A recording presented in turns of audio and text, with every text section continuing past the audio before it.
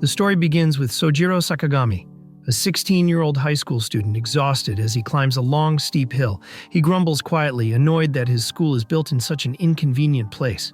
Rumor has it the founder loved high places, but Sojiro just thinks that was a dumb idea. As he struggles upward, he figures he'll be fashionably late. Suddenly, a girl races past him on a bicycle. He's shocked that anyone could ride a bike up such a steep hill with such ease. She stops ahead, looks back, and casually calls out to him. She guesses he's a second year and tells him to hop on the bike. They're both going to be late. Sojiro hesitates, but then climbs on. As they ride, he apologizes and promises to repay her somehow. She waves it off, saying it's no big deal, and proudly adds she's as strong as an ox. Her confidence catches him off guard, but he doesn't ask questions. Instead, he notices her skirt. It's shorter than the school standard. He remembers that third years sometimes modify their uniforms like that. Curious how she knew his year, he's about to ask, but she brushes the question aside. He checks his phone and sees they're already late. Once they reach the school, he buys her a soda from the vending machine as thanks. She smiles, accepts it, and apologizes again for not getting there sooner. Sojiro reassures her. It's fine, even if they only catch the second period. He watches her carefully, wondering if she's a third year or maybe a transfer student. Then, out of the blue, she brushes her bangs aside and shyly asks if he has any friends. The question throws him off, but he eventually says he has a few. She doesn't say much in response. Instead, she says she's good at divination. That surprises him. The more she talks, the more mysterious she seems. With a chuckle, she explains how her fortune-telling often scares people away. Her friends leave after she reads their fortunes, like it's a curse. She shares a story about someone who asked for a compatibility reading. The result was so bad that she gave weird advice. That person never came back. Sojiro is shocked. He asks why she would say something like that and expect people to stay. She changes the topic and offers to tell his fortune. She asks if anything's bothering him. When he doesn't answer, she teases that he just wants her to leave. Sojiro laughs and awkwardly admits he wants a girlfriend, an older one. Her face shifts into something he can't describe. Confused? Horrified? He tries to laugh it off with a joke, but it doesn't land. Frustrated, he asks if it's really that wrong to be interested in someone older. Instead of answering, she rolls her bangs back and asks to see his hand. He gives it to her, thinking maybe she doesn't dislike him after all.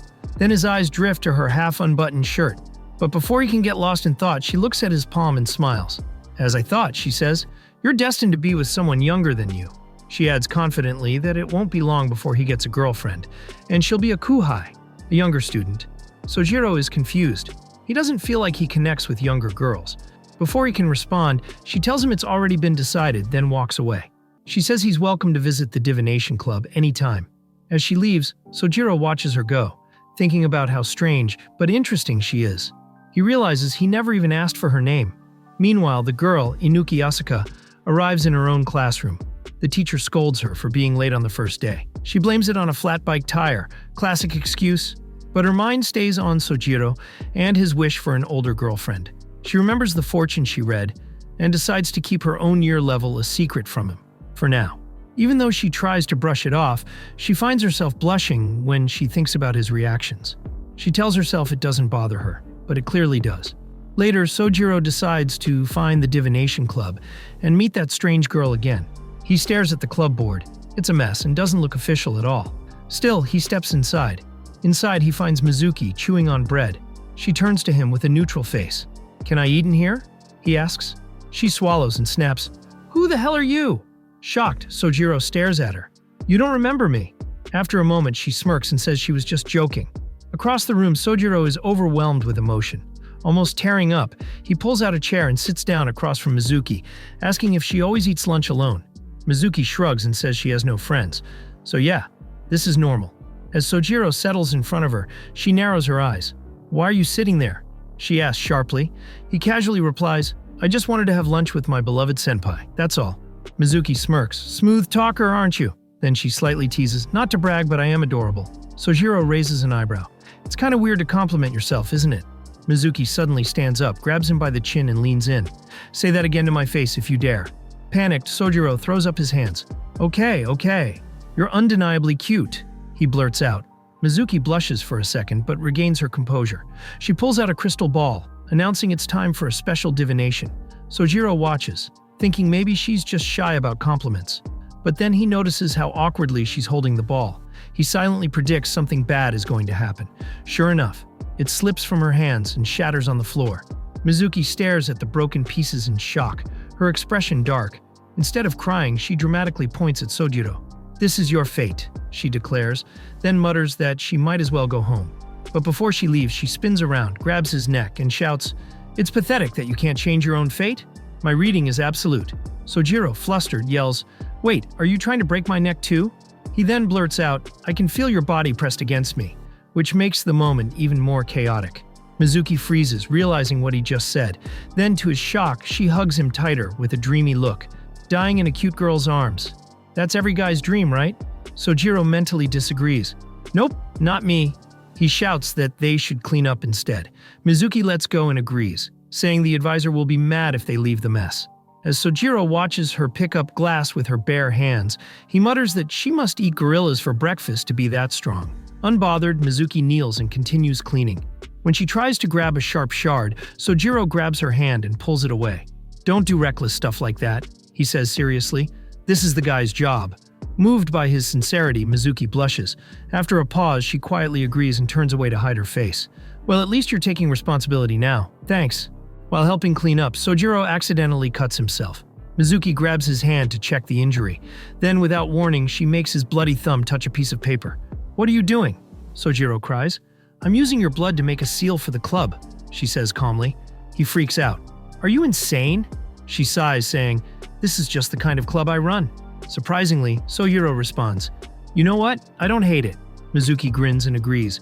Sojiro silently wonders how he's ended up in such a bizarre situation.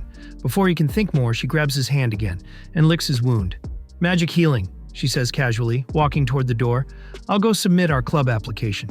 Sojiro stands there, dumbfounded. What kind of rabbit hole have I fallen into? Meanwhile, Mizuki walks down the hall, cheeks red and giddy. She's thrilled she got his thumbprint. The next day, Sojiro is getting ready for school. The TV plays in the background. It's a perfect day to go out. Now it's time for Namazu-senpai's fortune corner. Hearing that, Sojiro mutters, "I still don't know my senpai's name." Just then, someone scolds him from behind. "Can't you at least put your dirty clothes in the basket?" a girl says. He groans and agrees, asking her to tone down the yelling this early. She snaps back, "I'll stop when you grow up." Sojiro claims he's the definition of maturity. The news continues in the background as he heads to school. At the divination club room, Sojiro drops into a chair and tells his senpai to start with the basics. "Like your name." Mizuki, holding a box with a strange object inside, dodges the question.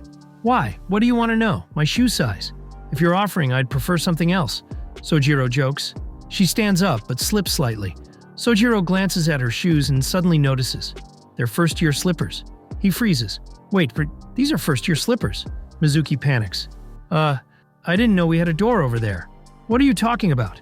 Sojiro asks, confused. Scrambling for an excuse, she blurts out, "I knew they were first-year slippers. I just like the color." Sojiro stares at her, stunned. "You're a first year?" Mizuki sighs and finally admits, "I'm a repeater." Sojiro leaps up and apologizes, not sure what to say. "You repeated a whole year?" Mizuki smiles faintly, but it fades when Sojiro mutters, that explains why you're kind of lacking." Back in the club room, Mizuki, nearly in tears, snaps that repeating a year has nothing to do with not having friends, and she finds Sojiro's comment insulting. Sojiro panics. He realizes he said the wrong thing. Desperate to change the subject, he reminds her she still hasn't told him her name. Mizuki waves it off and says her name is Pai. Sojiro blinks. "You really say the most random things." She smirks and jokes that there's nothing to say about her. Not her name, not even her race. Sojiro stares at her, shocked. "Wait, what do you mean by race? Are you even human?" Mizuki grins, replying, "My name is Senpai, my race is unknown." Frustrated, Sojiro wonders if she's really okay saying things that weird. In response, Mizuki waves the club application papers in his face and tells him to just join already. He takes them reluctantly, but instead of filling them out, he suddenly grabs her hand. Her eyes widen in shock, and she quickly pulls her hand back. "Did you bring an umbrella today?" she asks. "No," Sojiro says. "The weather forecast said it'd be sunny." Mizuki twists her hair between her fingers and tells him to stop by the shoe rack after school. She has something for him. Sojiro looks out the window, wondering what she's up to. Suddenly, smack. She hits him on the head, telling him to stop mumbling and to follow her. Startled, he asks what she meant by something. Smirking, Mizuki says it's an umbrella, with her included. Sojiro freezes, staring in disbelief. This girl's an idiot, he thinks. She opens the umbrella, inviting him to share it with her, even offering to go wherever he wants. Embarrassed, he steps under it, trying not to let his thoughts get ahead of him. He asks why she didn't bike to school today. Blushing, Mizuki mumbles that senpai takes the bus when it rains. Sojiro jokes that she sounds like a snake when he calls her senpai, so naturally he keeps calling her that, just to annoy her. At the bus stop, Mizuki asks if he's taking the bus too. He nods, saying he'll ride it partway home. She holds out her hand. "Give me the umbrella back." He hands it over. She smiles and says, "See you at school tomorrow," and starts to walk away. Sojiro blinks.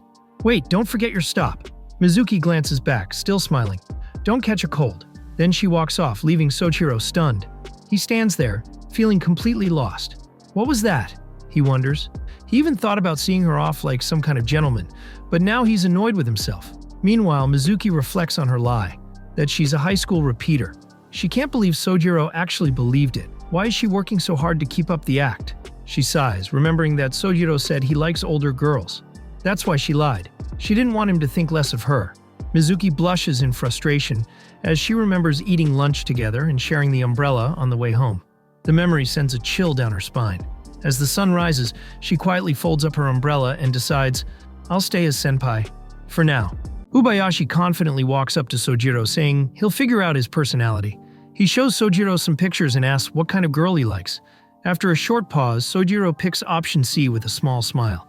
Ubayashi dramatically announces that Sojiro likes girls with big boobs. Embarrassed, Sojiro doesn't know what to say. Just then, Mizuki walks by. She gently tugs on Sojiro's shirt to get his attention. He turns to her and asks if she's going to a different classroom, but Mizuki stays quiet, staring at him. Curious, Ubayashi asks if she's Sojiro's friend. Sojiro explains she's a third-year student and introduces them. Ubayashi, being polite, reaches out to shake her hand, but Mizuki hides behind Sojiro. He looks back at her, confused. Ubayashi jokes, asking if she thinks he's suspicious. Sojiro lightly says Mizuki is like a small animal, trying to make her feel more comfortable. Ubayashi offers her candy, saying it's not weird. Mizuki finally speaks, her voice soft but clear, and says no to the candy. Both boys are surprised. Ubayashi quickly offers a deal. If Mizuki becomes his friend, he'll tell her a secret about Sojiro. Sojiro immediately says no, but Mizuki peeks out, curious. Ubayashi leans closer and whispers that Sojiro likes big boobs. Mizuki narrows her eyes and asks Sojiro if it's true. Caught off guard, he nervously says yes. To his surprise, Mizuki proudly says hers are big too, waiting to see his reaction. When asked more, he shyly admits he likes them. Instead of getting mad, Mizuki smiles and says he's honest. Not wanting to be left out, Ubayashi brags about himself and tries to give Mizuki candy again, but she politely refuses. Suddenly, Sojiro remembers Mizuki is a fortune teller. He looks at Ubayashi, and Mizuki confirms her readings are usually accurate. Ubayashi gets excited. Sojiro thinks for a moment. Her readings often involve actions. Are they affected by what you do? He remembers Mizuki gives readings through touch, but hasn't seen her do a palm reading. Mizuki quietly tells Ubayashi to show his hand. He does, and after looking at it, she suddenly says, "You're going to die soon." Both boys freeze. Ubayashi stares at Sojiro and asks if he's really going to die. Mizuki jokes about carving his lifeline with a chisel. Then she tells Sojiro he dropped his notebook. Flustered, he tries to get her to go back to fortune-telling, but Mizuki leans in with a serious look. Panicking, he blurts out that he was thinking about her chest, then quickly adds he meant she often leaves her shirt buttons undone. Mizuki looks down, then back up, realizing he made things worse. Sojiro goes pale. Mizuki gets even closer and whispers that she'll do it in the club room. Shocked, Sojiro jumps back and nervously asks what she means. Just then, the school bell rings. Mizuki walks off, telling him not to forget to come to the club room later, giving him a playful nickname as she leaves. Sojiro watches her, confused. Turning back to Ubayashi, he says they should go. Ubayashi, still thinking about the fortune, gives Sojiro a weird nickname. Annoyed, Sojiro tells him to stop. He's thinking. Then he reminds Ubayashi they have to turn in their essays. They both suddenly remember. Ubayashi panics, asking what's going to happen. Sojiro sighs and says his grades are going to fail. Ubayashi gasps. Mizuki's fortune was right. Trying to calm him down, Sojiro says he was also surprised at first.